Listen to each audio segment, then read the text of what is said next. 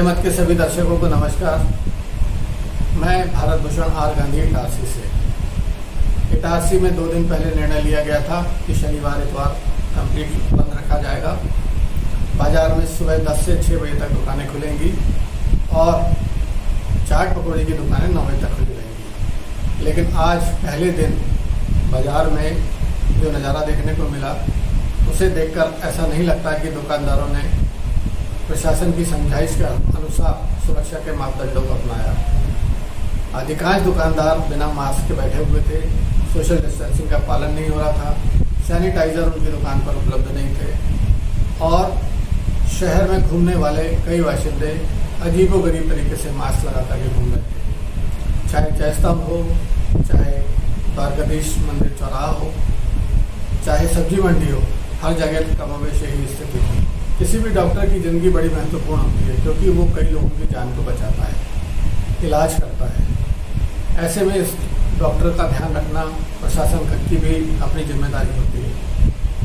इटारसी के एक डॉक्टर के संक्रमित हो जाने के बाद उनके घर को कंटोनमेंट एरिया में तब्दील किया गया, बैरिकेशन लगाए गए। वहीं उस मोहल्ले से लगे हुए कई लोग जो संक्रमित हुए हैं उनके घर के बाहर स्टिकर तक नहीं लगे।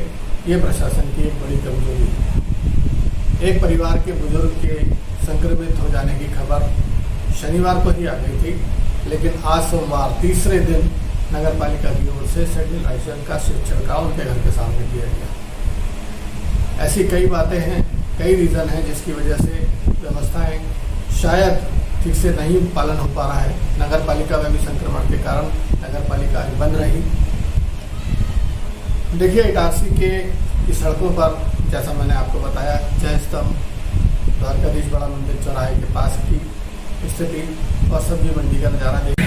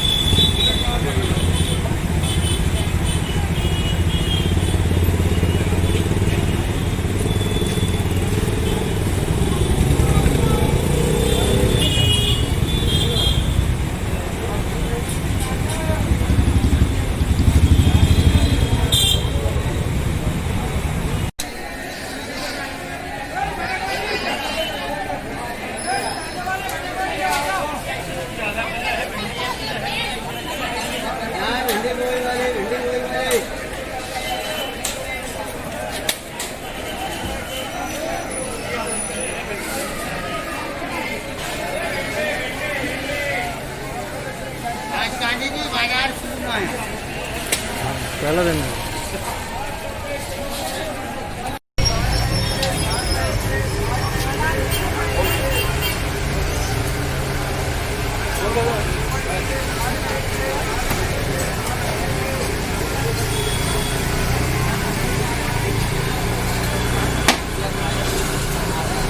इटारसी बाजार के ही एक व्यापारी से मैंने बात की और बाजार के हाल को लेकर के उनकी चिंता को जानने की कोशिश की।